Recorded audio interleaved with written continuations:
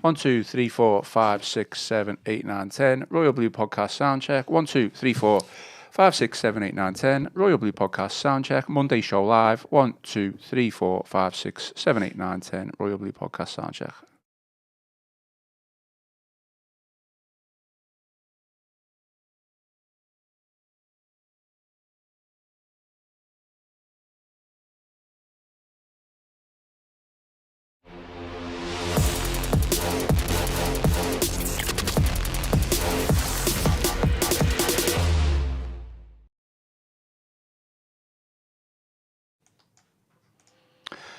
It is the Royal Blue Podcast. It is the Monday show. It is the 11th of August. We are live, and I am your host, Ian Croll. Joining me in the Royal Blue studio today to talk all things Everton, we've got the return of Joe Thomas. Joe, a lot of people been asking, where's Joe? Why has he not been on the podcast? Hasn't been in for ages. Well, you're back. Yeah, well, obviously Chris went out to America, didn't he? And I took the opportunity to have a bit of a summer break. So got myself all refreshed and, well, I think I needed the energy, didn't I? Yeah, I think so. I think I was playfully suggesting that maybe Joe's gone in hiding since the last time you were on the podcast, but obviously, playful banter there. Playful banter and, always enjoy winning an argument, so...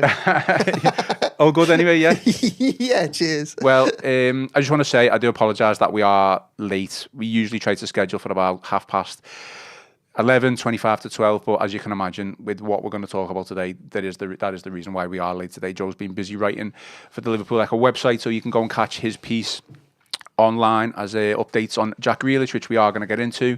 Today's agenda, obviously, we're going to let Joe have the final say on Everton's 1-0 defeat to Roma, an historic match at Hill Dickinson Stadium, but it will mainly all be about Everton transfer state of play as we discuss the latest on Jack Grealish. Can Everton get the deal over the line? There is one deal that we've got over the line, though, Joe, and do you know what it is? Go on. It is our new sponsorship deal with NordVPN. NordVPN is now the Royal Blue official sponsor. You can sign up today via the link in the podcast description and the YouTube description. You can get a whole range of benefits with our promo discount codes. A range of benefits which include switching your virtual location, allowing you to save money by purchasing flights, hotels, subscriptions from other countries at a cheaper price. And with one NordVPN account, you can be used on 10 devices. So are you on board with Nord, Joe? Well, I think Everton have got one of the best defences in the Premier League, haven't they? And now, our subscribers can have that on their laptops and their computers as well. Well, as Tony Scott mentioned in the Postmatch show it was Friday show actually, that NordVPN might come in useful if Everton get in Europe next season. Whoa. Is that bold? Is that bold? Okay, well, to get the best discount off your NordVPN plan, go to nordvpn.com/EFC. Our link will also give you 4 extra months on a 2-year plan. There's no risks with Nord's 30-day money-back guarantee. And as mentioned, the link is in the podcast episode description. As always, give the video a thumbs up, drop us a like, and if you haven't already, please subscribe to the channel. Your support is greatly appreciated. I can see there are a fair few people on the stream already, so as we go on, loads of comments in already, but I'll try and read the best ones out and we can discuss and debate as we go on. But Joe, there is literally only one place to start. Coming in this morning, we heard rumours that it was getting closer yesterday. Obviously, this morning, Everton have agreed the loan deal with Manchester City for Jack Grealish. I'm just going to read the segment from your article, which you can read on the Liverpool Echo website. It is live now. So Joe said, Jack Grealish is closing in on a move to Everton. The attacking midfielder is due to undergo a medical after talks between the Blues and Manchester City advanced towards an agreement. The 29-year-old would move to Merseyside on a season-long loan should the final stages of the move be overcome successfully. So your initial reaction? Yeah, I think to be honest, it's been a direction of travel for a couple of days now. Mm-hmm. Anybody that was following the coverage on Saturday, whether it be from me or from many of the others that were there for the Roma game, coming out of that game, one of the big talking points, which most of us shared on social media, was this understanding that Everton had intensified their pursuit of Jack Grealish. And then since then, obviously we've seen that, that talks have progressed and a deal's not quite signed off. And if you speak to the different sides of the agreement or of the conversation right now, you're hearing slightly different things. But one thing that I don't think is in dispute is that talks have advanced and there is a confidence that a deal could get over the line and pretty soon as well. So obviously, he's still got to go through the final checks and balances, things like a medical and everything to be signed off. But Everton are very close to having a sixth summer signing. Ironically, it was a deal that I suggested that probably wouldn't get done until the very end of the transfer window. What do I know? Could we see him in the squad for Leeds on Monday? I mean, I don't see any reason why not. Obviously, if everything gets over the line, there will be a desire from Everton to move as quickly as possible. I think it's pretty clear that Everton have some creative issues and also some depth issues. So, the one question over that would be over his physical fitness and his match sharpness rather than anything. He hasn't really had a pre-season. Now, if you follow him on his socials, you've been tracking what he does. He has done a lot of private work, and he has been in and around the City squad, but he wasn't part of the squad that went to America for the Club World Cup. He wasn't part of the pre-season games. They were at Sicily for Palermo, their sister club at the weekend. So it's very much he's been on the periphery of their plans. So he won't have many minutes in his legs over the course of this summer. So he will be playing catch up. And Everton will only have a couple of days to work with him before then. But from a regulatory perspective, as long as he's done by 12:30 on Friday, he will be available to play a part at Elland Road. No bank holidays this week, so we're all good. Well, that's it. Last time Everton went to Elland Road, it was just after they signed Neil Matei, wasn't it? Yeah. And they'd signed him on the Friday afternoon, and the game was on the Tuesday.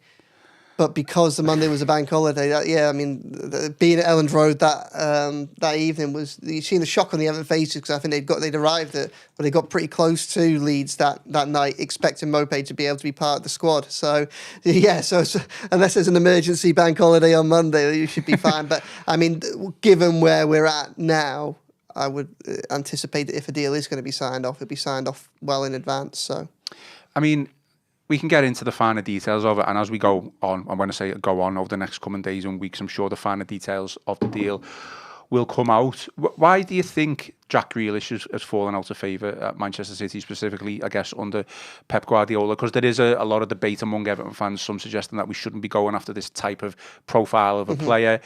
The comments here are literally full of people absolutely delighted with the deal. I'm in that corner of things. Yeah. So why has he fallen out of favour of Manchester City? Yeah, we'll try to get into Pep Guardiola's mind is a pretty difficult one. Obviously, a magnificent footballing brain.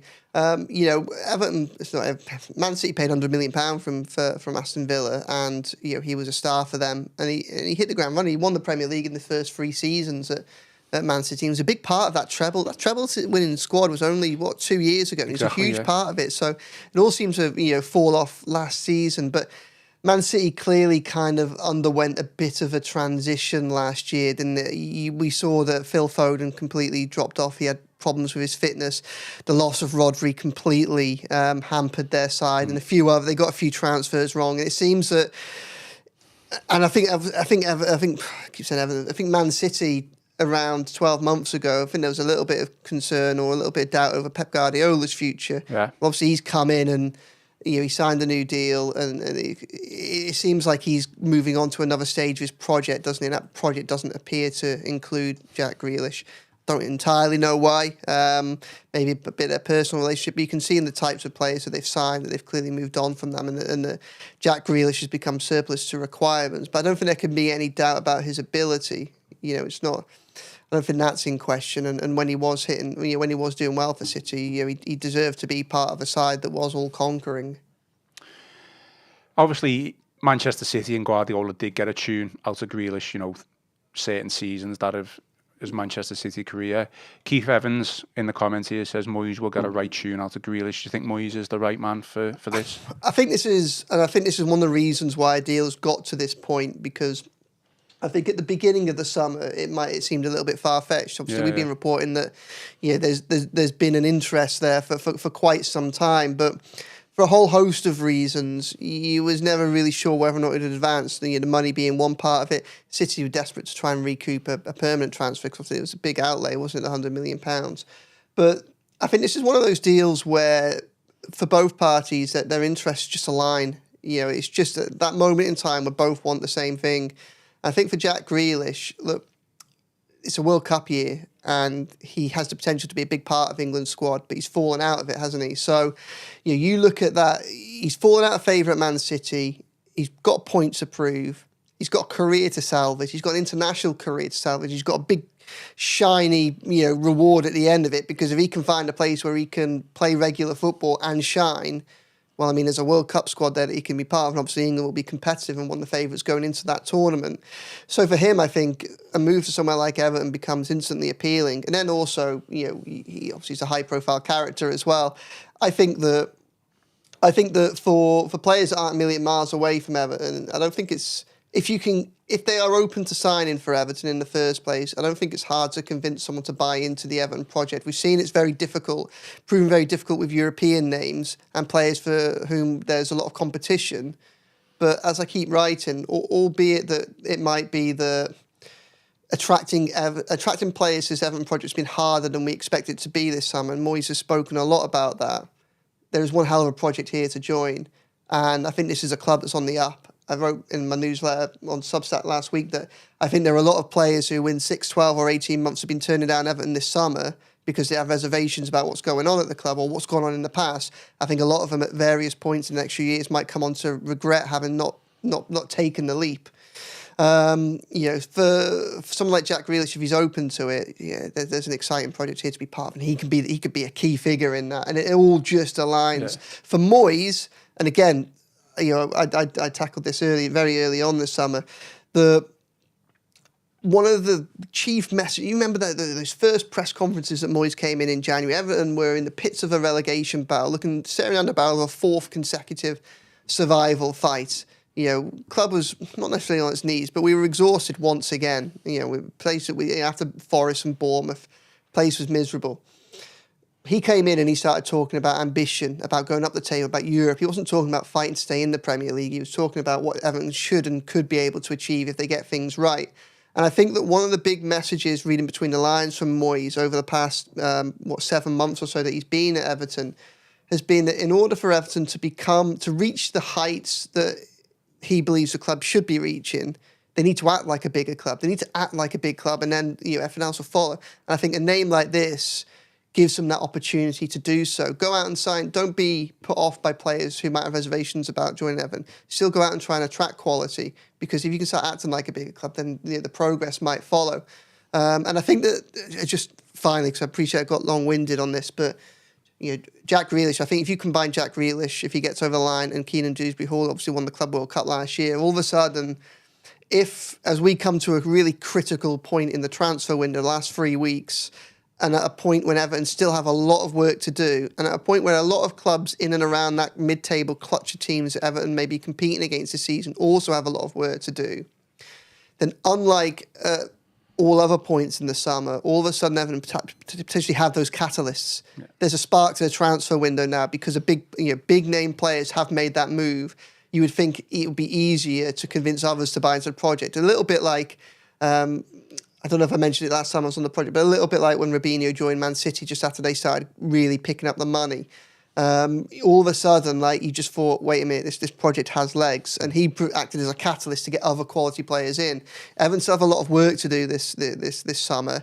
They still have a real desire to not sign players for the sake of it, to not just go for what's out there, to try and add quality, players that can grow with the ambitions of the club.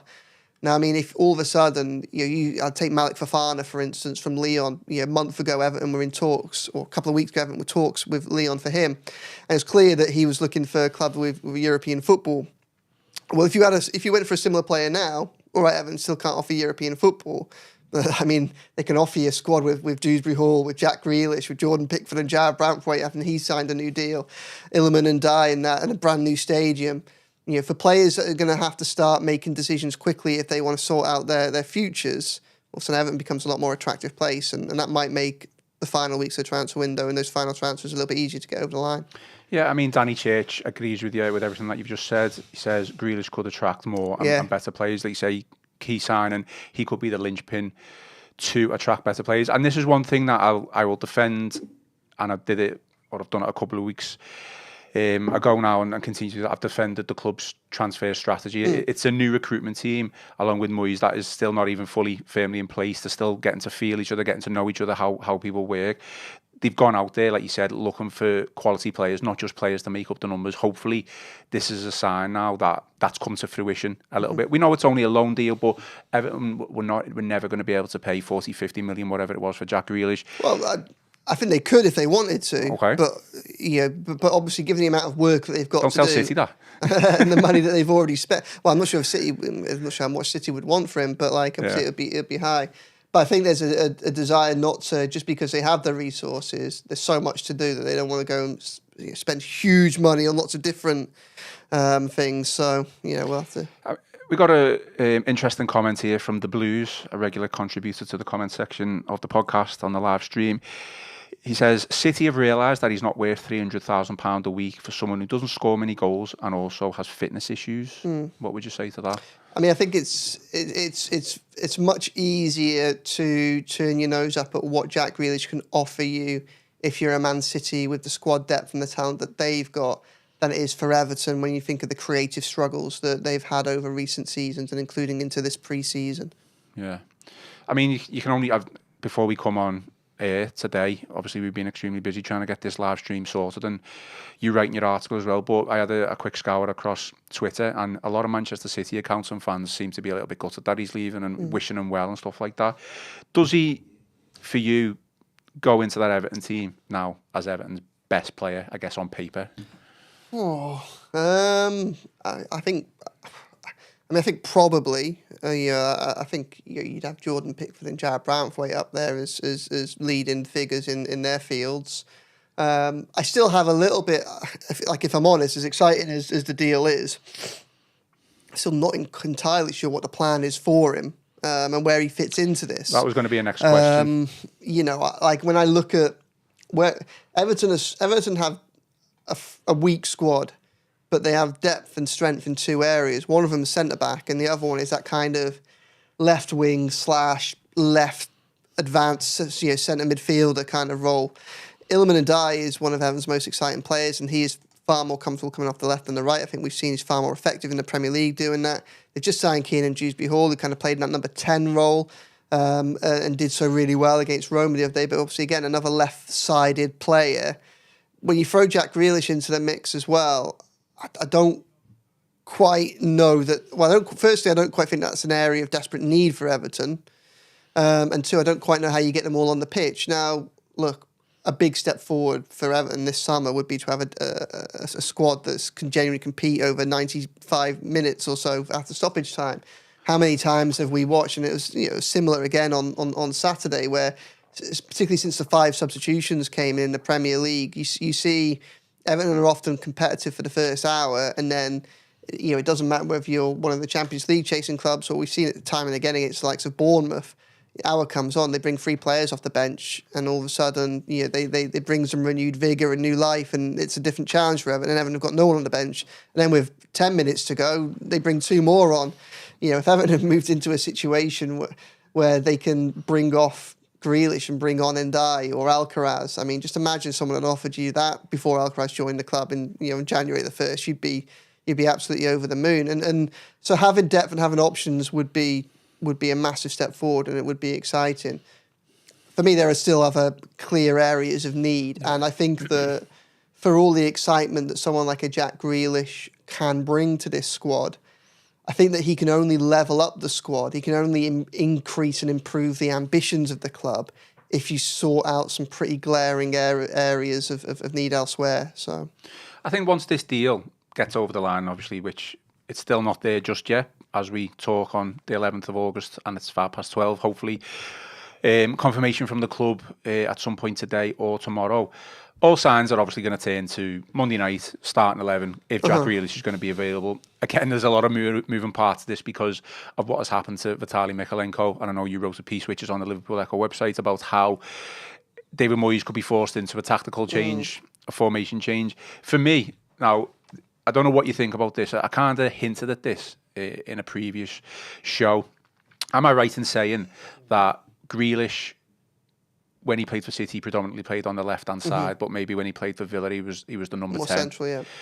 So it still doesn't address the right-hand side, does it? If he's going to play, it looks like he's going to be the number 10 or on the left. So where does that leave Illiman and Dye? Where does that leave Dewsbury Hall, who we've just signed? Again, it's all developing and it could change, and I'm not saying this is going to be the starting 11. I'm starting to foresee a team that has got James Garner in and Idrissa Gueye as not entirely be workable, if that makes sense. Now, for me, in the past 2 friendly games, all those 2 players have done is swapped. So basically what I'm getting at is, for me now, how I would play it if Grealish was to, come into the fore, Ndiaye stays on the left. We still sign a right mid, whoever that may be. Grealish is the number 10. Yep. Dewsbury Hall drops deep, and you take your pick as the number 6 for James Garner or Idrissa Gueye. Now, we can discuss that on podcasts coming galore because we know things are going to change. But is that where you would see Grealish playing as the number 10, or would you see him on the left-hand side? Well, it's going to be one of those 2 positions, I think. I think we don't quite know what Moyes thinks of this at the moment, and I think Mikalenko's injury is going to be an interesting one, because if it's serious or if it's going to lead to him missing any games, so we don't know that. I asked Moyes about that after the match. It wasn't yet clear to him. One option may end up being that the Moyes changes formation and goes back to 3 centre backs. Again, I've already mentioned that centre backs an area of strength. We can put 3 strong centre backs out there, and then you could perhaps either put Asnu as left wing back, where he's more suited. I think he's more attack minded left sided defender. You give him a bit of protection behind him. I think it was quite clear that, look, he's a very talented player and there's a lot of excitement rightly around him, but he struggled when he came on the other day. Or you could have someone like a McNeil at left wing back and Coleman at right wing back. There are different options you could go. None of them are ideal, though. None of them are ideal. That's an issue. But yeah, I think it's very much a case of wait and see. I think there might end up being a temptation to maybe put Ndiaye off the right, and almost end up with Grealish coming off the left, Dewsbury all in the middle, and Ndiaye on the right, and then that allows you to play both Garner and Gueye in centre midfield. So, I mean, there are a lot of moving parts, but I think what remains clear is Everton desperately need to sign at least one proper option on the right wing. I think they need 2. I think they desperately need a right back as well. And something that I wrote in my Grealish piece yesterday when I was talking about how transfer interest has stepped up. The club is still open to signing a centre midfielder. Like, if the club can find a proper 6, if an opportunity arises for someone that can fill that role, I think they would be pretty keen to explore it. Yeah, I think they're full strength. They're the 2 options that we could be looking at moving forward. Obviously, Grealish on the left and Ndiaye on the right, with Dewsbury Hall in the centre. I also just throwing this out there just to completely mess with people's heads. Let's do it. Amid the striking woes that Moyes inherited and got even worse when Calvert-Lewin got injured. When he arrived in January, one of the things that he said a few times was, he was open if the need was there to the idea of Ndiaye kind of playing up top. And it's a role that he has done at various points in the past. I mean, an alternative could be you could end up with, Grealish, Dewsbury Hall, and a right winger playing behind Ndiaye, and the 4 of them interchanging. I mean, that could be another option. Yeah, I think from the 2 options that we said, obviously you put a third in there. The first one with, say, Garner or Idrissa Gueye dropping out. I think that would be better for against the lesser teams who you're going to know you're going to be maybe having more possession and attacking with, and for a bit more protection against the greater the top 4 or 5 teams. Putting an Idrissa Gueye with a Garner in there gives you a little bit more protection. Yeah, I think it would require a lot of discipline from Dewsbury Hall. I think if you just play him alongside another centre midfielder in a deeper role, not saying he can't do that, but you're putting a lot of pressure on him. Perhaps less so if you've got a first choice back 4 behind you. And again, that might end up be dependent on what Moyes asks of his fullbacks. If you end up with Jake O'Brien at right back and you ask him to be a bit more conservative, and if you have Vitaly Mikalenko, and we know he's better defensively, if you have a back 4 that are going to stay relatively resolute, then you can perhaps get away with having less protection in front of them. But I think James Garner's actually done, against Manchester United and again against Roma, he sat deeper. He was the deepest of the centre midfielders. And I think he actually played relatively well in both those games. It's a big summer for him, trying to see if he's going to remain a part of the first 11.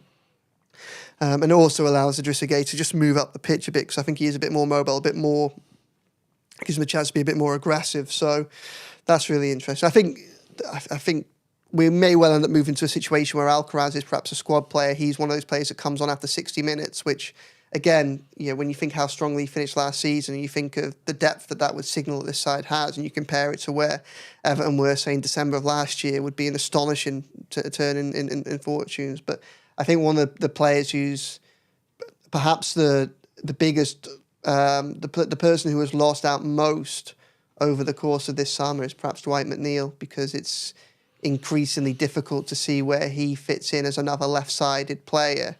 I don't think it works for him on the right of the midfield, which is a position I also hold for Alcaraz and Ndai.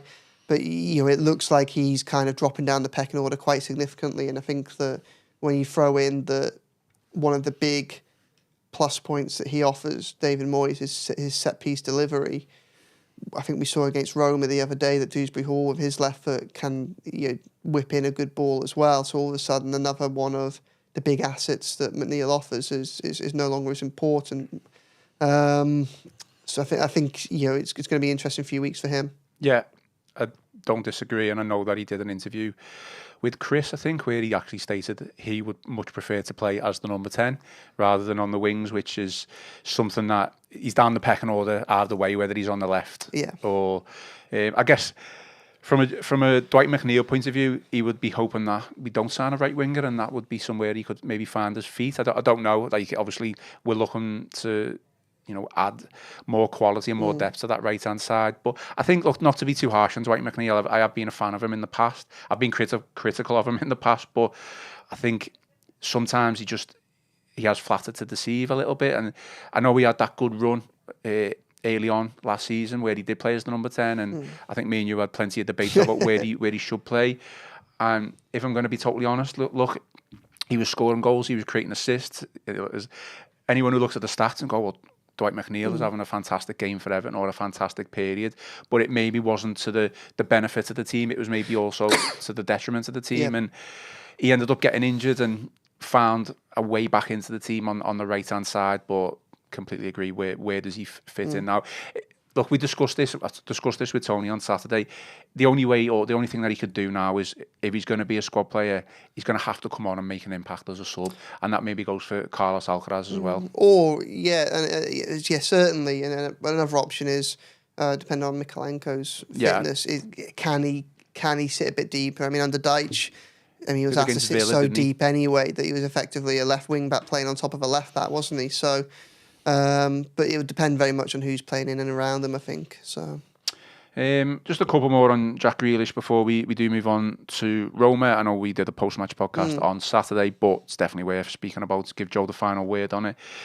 We've kind of discussed at length on previous podcasts, Joe, the teams that Everton need to target over the course of the season. The likes of Fulham, Brentford, Crystal Palace.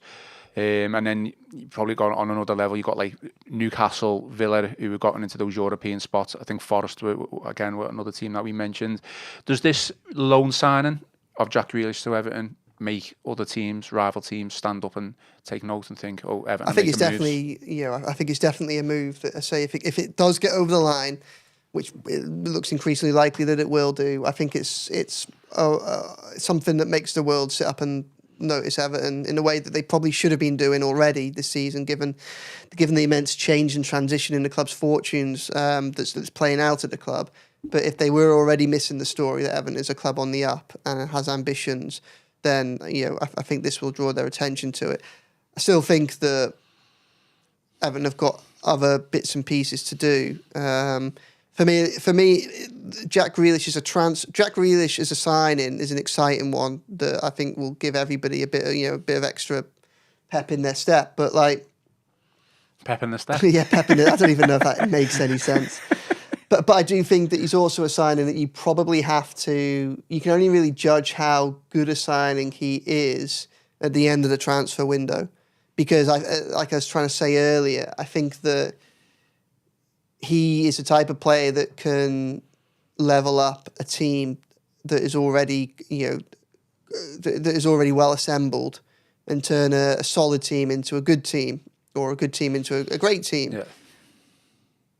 I think that for Everton to really kind of be able to make a sustained assault on the top half of the table next season, and maybe into the lesser European places, I think they need a right back and a right winger. And I think that there are all sorts of dangers in terms of having too many players that can do the same thing. We've been there, done that with Everton under Mashiri, haven't we? When they signed all the number 10s, and I would have faith that Moyes has a plan with what he's going to do with these players. I would, given the people that are making decisions now, I'd have confidence that there's a more cohesive, coherent approach than there was back in that mad summer when Rooney and Sigurdsson and Klaassen and everybody else came. Yeah.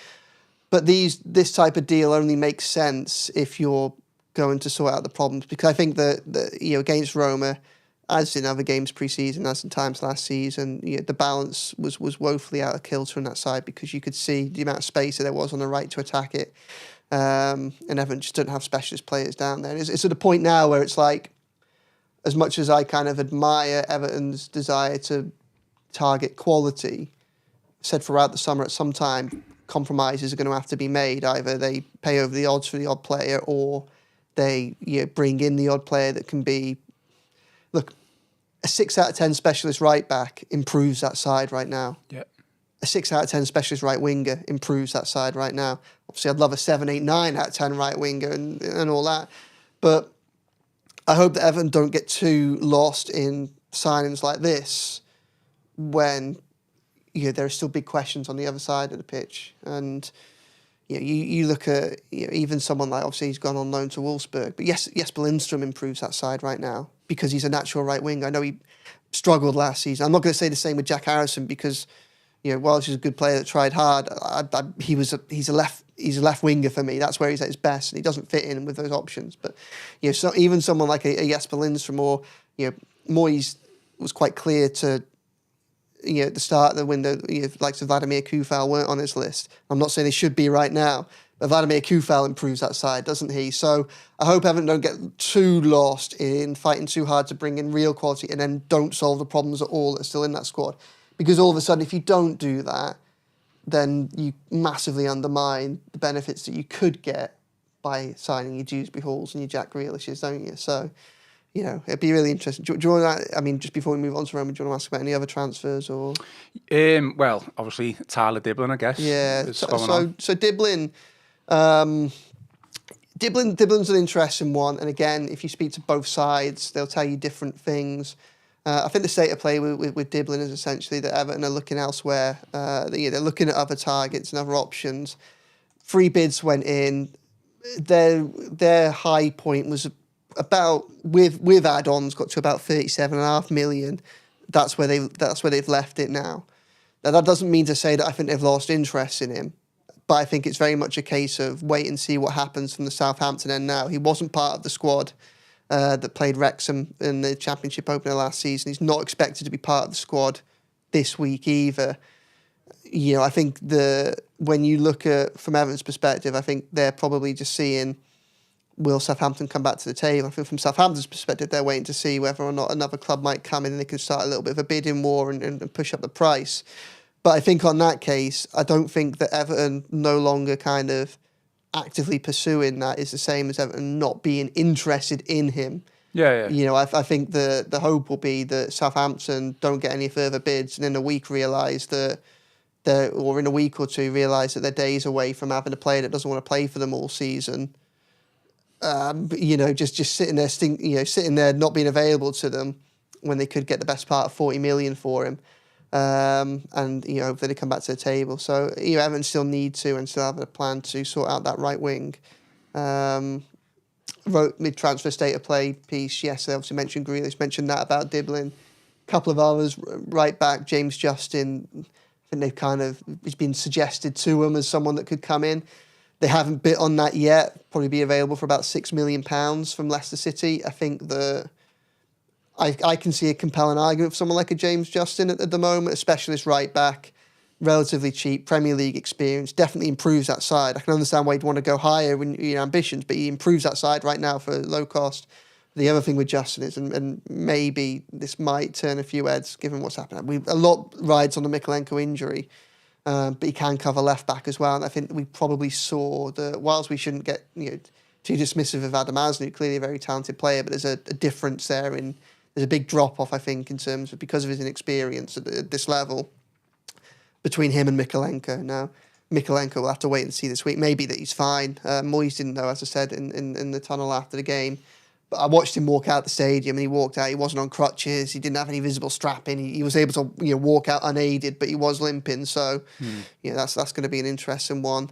A few other names that have been mentioned: Maitland-Niles, as a possible right back option.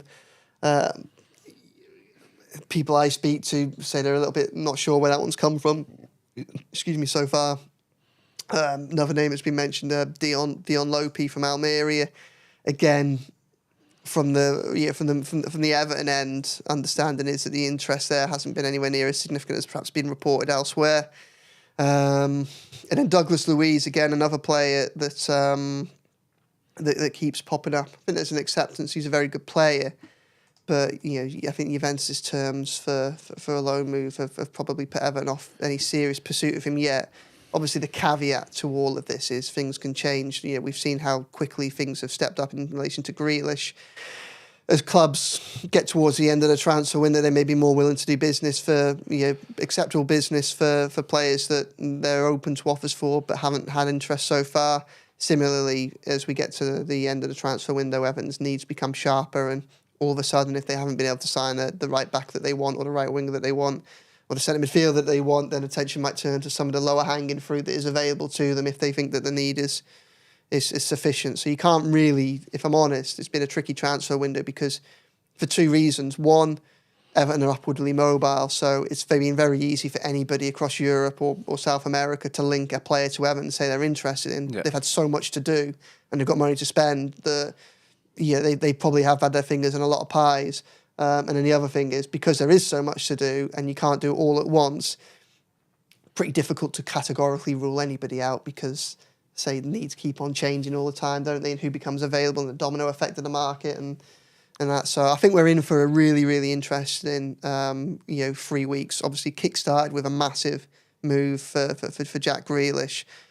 He won't be the last incoming. So, Good to hear. Yeah. What about one name that you didn't mention who's been linked countless occasions over the past couple of weeks into Forest? James Matei. Does that kill off? Does the Grealish move kill off any? We'll have to wait and see. I think, obviously he's had suitors from all over the place, hasn't he? Everton put a lot of stall in Tyler Diblin as their option on the right wing. I think that after the Fofana stuff, where they were obviously in talks with Lyon for a while, and it basically became known that the player wasn't that keen on a move, they tried to almost shift their strategy a little bit and only start to engage clubs for players where they thought a deal could be reached. Basically, getting towards the end of pre-season, the beginning of the season, they just don't want to be messed around. And I think the belief in relation to Southampton and Diblin was that a deal could be reached and it be, if not straightforward, it wouldn't get into the protracted mess that it's kind of become. So I think Everton will want to go into things with clarity. But I mean, would McAtee come after Grealish? I mean, we'll have to wait and see. It probably depends on Man City dropping their price tag a little bit, I think, Just finally on Grealish, and I'll move on to some comments and questions. You're probably not going to know this right now. Like I say, details probably emerge, but do you know any of the finer details? Like, he's on $300,000 a week. Do we know what's being subsidised? Are we paying the full? Yeah, I don't know right now. So the deal's still yet to be finally signed off. I just thought I'd ask. Others probably closer to it probably know a bit more than me. I suspect Everton may well push for an option I suspect City would be open to an option to make it permanent at the end of it. It'd be interesting to see what type of figure that they ended, but I wouldn't be surprised to see a clause like that come in. Which would be very, very interesting if he has a good season, wouldn't he? So, And that's also something that's kind of worth bearing in mind, because I think that Everton, in terms of permanent additions, almost they want to build a coherent unit this summer to then enable them next summer to maybe target in one or two high-profile individuals. So I think what Everton would probably look to do, I said they've got money, they've got resources this summer, they've got a little bit of PSR freedom. I think right now it's a case of, it's not that the money's spread thinly and you've got to make sure that you spread it out evenly, but there is an acceptance with so much to do. They don't want to commit lots of big fees on lots of different players. I don't think that in the mid-term future, I don't think the Freakins and Everton are that kind of worried about the idea or put off by the idea of creating a squad that you can build on now and then hopefully being more targeted and perhaps more ambitious next summer. Obviously, a lot of that will depend on how well they do this season. Well, Tony Scott was concerned that if we did bring in Grealish, that he would have a great season and then go off to like a Tottenham or a Newcastle who are in the Champions League. I don't think Everton lose out on that. No, I agree. I didn't because I think that obviously he's 29, turning 30 soon, so if he has a good season at Everton, I think everybody wins, even if he then ends up somewhere else. When he scores the goal to clinch Champions League football, he's going to want to stay, Joe. He's going to want to stay. Why wouldn't you want to stay? Some comments and some questions then before we go on to Roma. Roy Nixon, if Grealish signing moves us up 2 places up the table, the deal pays for itself. Paul Murray says, great news. This is a statement signing and will bring something to Everton we've not had in a long time. I'm a big fan of Grealish and chuffed he is inbound. Feels a bit like almost the James buzz that nobody got because it was all behind closed doors, isn't it? It's a good shout, actually. That was a good point, actually. Obviously, you brought up the number 10 fiasco all those years ago with Rooney, Klaassen and Sigurdsson. But we have been burned by these type of players a little bit. And I would have, even though Rodriguez was a fantastic signing and actually did okay for us, I would have put that in the same category because, one, we didn't see him play. And two, it was at the point where he was on so much money, we were just desperate to get him off the wage bill as well. So hopefully this is different. It's got to be. Yeah, hopefully. But I don't want to kid any. There are risks with this deal. Yeah, there's no guarantee that it goes well, and that's why I keep talking about it's a deal that only really makes sense to me if you then add in the other parts of the squad that desperately needed. Your right back, your right winger, and maybe another centre midfielder, but if Everton get to the point where they want to get to by the end of the transfer window, then it has the potential to be very exciting. Yeah, I mean the finer details I'm sure will come out, but I'm sure we'll ask questions about. I'm sure he's not going to be able to play against City when we come up against them. Yeah, he won't be able to play against City. If he gets injured, are we able? It's like long term. Are we able to send him back? Is there going to be some sort of penalty? I'm sure all that will come out. Yeah, well, again, I imagine they'll commit to paying his wages for the season. Obviously, you would hope they didn't do it with Breuer last season and got burnt for it, didn't they? But the difference between Breuer and Grealish is Breuer's injury track record was obviously far more severe. Someone obviously didn't tell Burnley that. I mean, it's an interesting. Look, I think there's a good player in Breuer if you can harness it, harness his ability. But it had the feel of a deal of a newly promoted side that was kind of clutching a little bit. Yeah, best part of 20 million, I think, wasn't it, for a player that's not kicked the ball too often, and when he has in the Premier League, whether it be for Fulham or for Everton, hasn't done particularly well, has he? But I hope it works. I mean, not to the detriment of Everton, but I hope it works out for Breuer at Burnley, because I do think there's a talented player that's had a lot of bad luck with injuries there. As long as it's not at the expense of Everton. As long as it's not at the expense of Everton, yeah. AC says, after years and years of selling off our talent to stay alive, pay for the stadium and profit and sustainability, it's great to finally get some quality in. And Glenn Rayton, touching upon what you said about the right-hand side, goals is still our biggest issue. That's directly linked to the right-hand side being non-existent. Buying proven players instead of project players is now more important. Yeah, well, Grealish is obviously a proven player. Dewsbury Hall is a proven player as well. So, you can do both. And I think that on that, as I say, I think the options are so poor on the right, both at right. That sounds harsh. That Jacob Ryan has done a very good job at right back under Moyes, but he's done a great job in context, and that context is he's a centre back playing out of position because of where Evans' needs are. Filling in, wasn't he? As I say, I don't think it wouldn't take much to improve that right side in defence or right wing, would it, this season? So I hope that for all that we would want established quality, I just hope that they just bring in sensible additions on there. It doesn't have to be that exciting. It doesn't have to be the likes of another big name or anything like that. And maybe they're loan players rather than permanent signings. Obviously, we'd hope there'd be permanent signings that have got a little bit of quality, but have also established themselves a bit. Like a Tyler Diblin. He's not as established as a Kudos or an Erlanger or a Dan and Doy, but that's why those players have moved for 50, 55 million pounds this summer, and that's why whatever they're saying to Southampton, look, I mean, you want to push to 40 and above, well, Tyler Diblin hasn't had anywhere near the extent that Kudos has scored goals at Champions League level. So that's where Everton are at the moment, but we'll have to wait and see, but I think I don't know how many times I've said this now. I'm sorry for repeating myself, but Everton needs to sort that right wing and right back out. And if they fail to do that, then as I say, it kind of undermines it lessens the benefits that someone like a Grealish has the potential to bring. Just interestingly, our last comment from Roy Nixon is on Diblin. And he says Diblin is worth whatever someone's prepared to pay for him. 50 million could look a bargain in 2 years from now. Just interestingly, I did say kind of what you said there about if you're going to compare footballers to like real estate and stuff like that, like quite clearly Tyler Diblin is not worth what Southampton are asking for him compared to what other players in similar positions have gone for. So, it's frustrating that we haven't been able to address that right-hand side. We know we have, and then we've landed on Diblin because we thought that's what we could get. Southampton obviously want what's best for their club. I get that, but you can understand why the club Everton have just halted things for a little bit. Well, I think that, a player's got to do very well to move for more than 50 million. If Everton ended up spending 40 or committing to 45, 50 million, then he's got he can't just put 7 out of 10 performances. He's got to be a world beater for him to then end up being a player that they can make a profit on.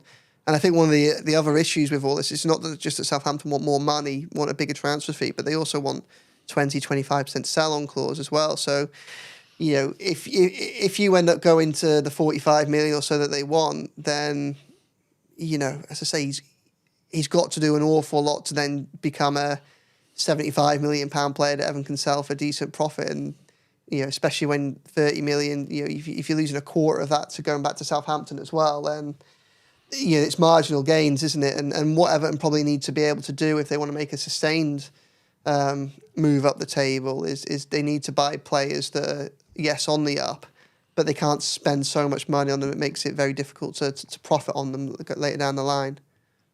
Mark Foster has said, never apologise for saying that, Joe. It is a hard fact. I can't remember what you were apologising for. Huh?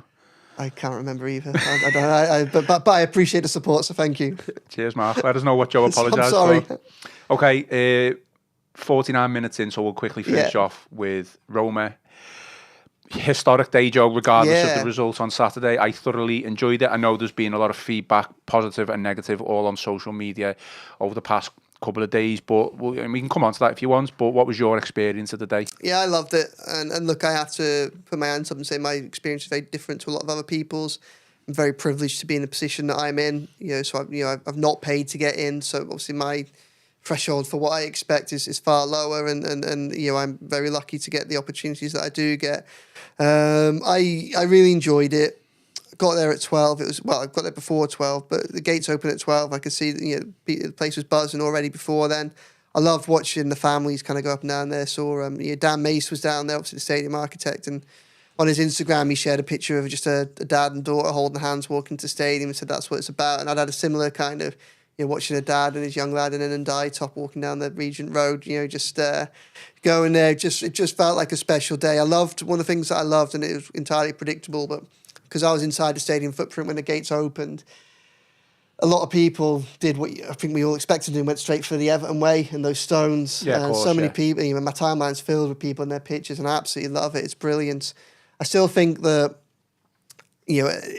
one of the things that still surprises me, and obviously I've been lucky enough to be down there for quite a few occasions, both at test games and also to kind of tour it during various stages in which build. But one of the things that still strikes me is the attention to detail. Like I kind of notice something different every time I'm down there, and this one of the things that my attention was drawn to some was the bike racks. The bike racks out the stadium, they have the Archibald Leach lattice work on their girders, which again, just little things like that where you just think that's amazing.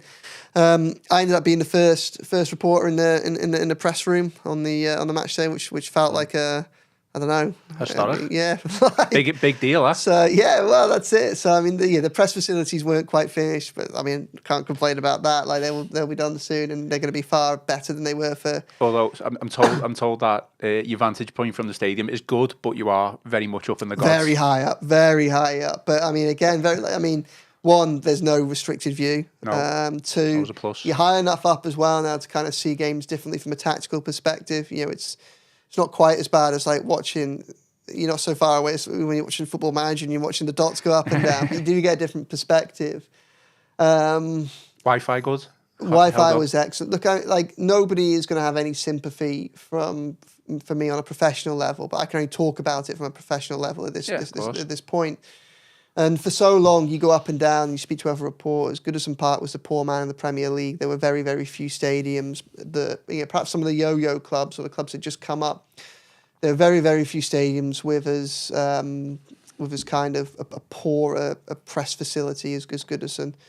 Both in terms of the press room and then the seats. You know, when it was full, you just couldn't move. I mean, things like the derbies.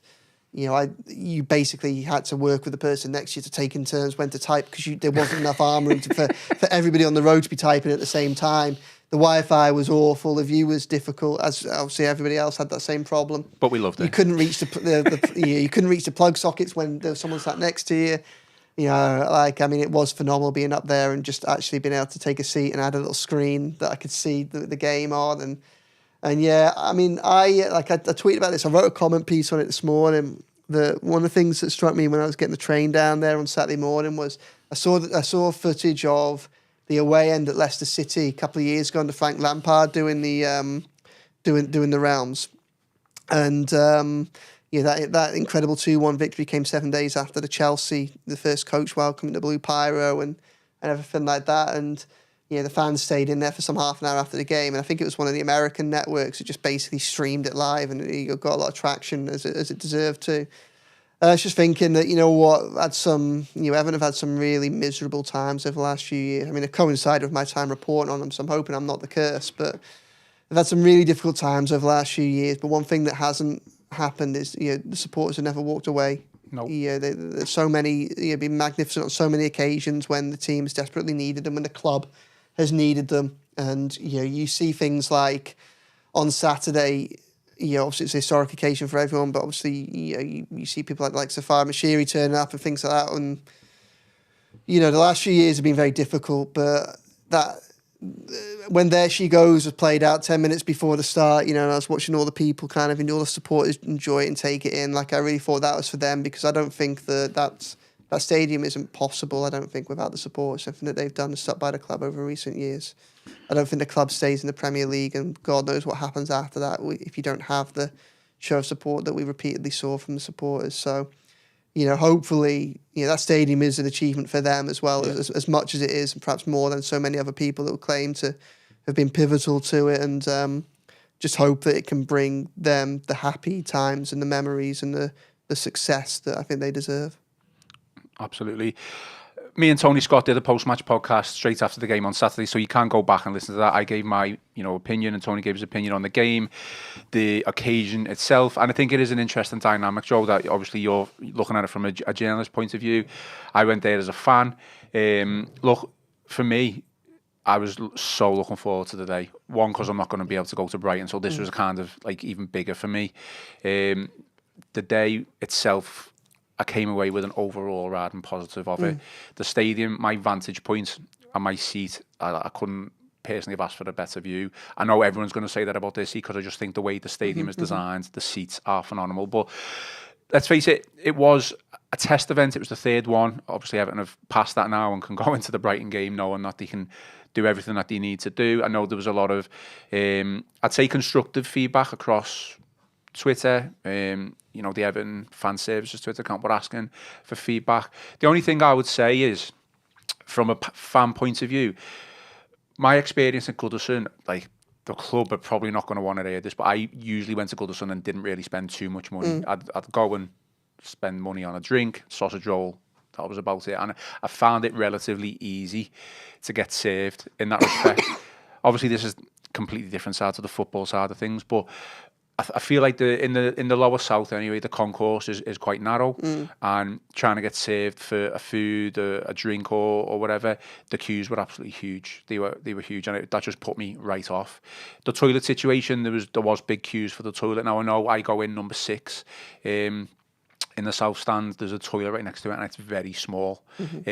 But from my previous experience in the first test event, I just had to wander down, and I knew there was bigger toilets available to everyone else.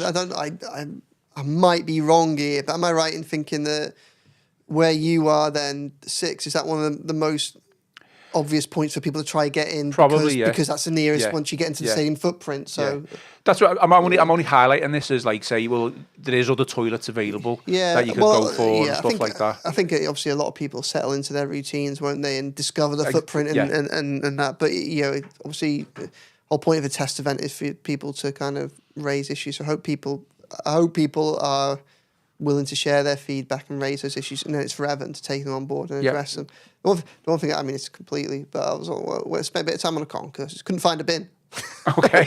Couldn't find it. Like, I had some food on the concourse. I went and tried it out. I think that's a legitimate feedback point. Yeah, and I couldn't. I desperately didn't want to just leave it on the side because I know everyone's so busy, and you don't want thousands of people doing that. But I didn't have a choice in the end. But yeah, I mean, I thought it was very good, but I hope people as I say, my experience is very different to a lot of other people's. I get there far earlier than most supporters ever want to get to a normal match day, and I leave far later than any.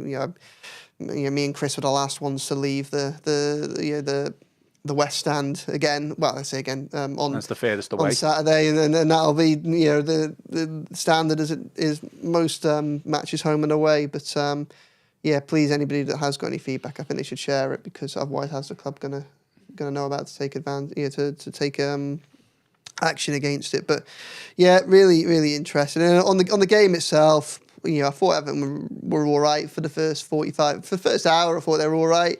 But they created the better chances. I think obviously it would have been helpful if Barry hadn't lost his foot in early on. Tarkowski had the header from a corner. Could have easily been 2-0 up in the first 10 minutes. And Dyer had that big chance at the start of the second half as well. I thought Keenan Dewsbury Hall was excellent. I built my match report around him. And I thought Tiana Barry was all right as well. I thought he worked hard, and I thought he was a nuisance to the Roma back line, as is pretty commonplace. And again, one of the things that we hope is addressed in this transfer window, once Everton make a series of changes, and once the opposition make a series of changes, the quality just drops off. And the last half an hour, they were pretty ragged. I thought obviously Roma got the goal through Sule, and the reality is they probably could have got a couple more as well, I think. So, I spoke to David Moyes after, and I asked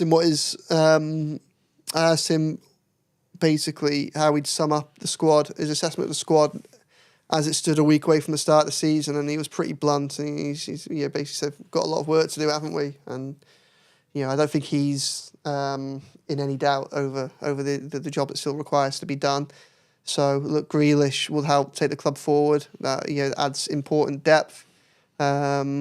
But there are still some big areas that need improving, and I'm sure that everyone's aware of them, and that work is ongoing to do that.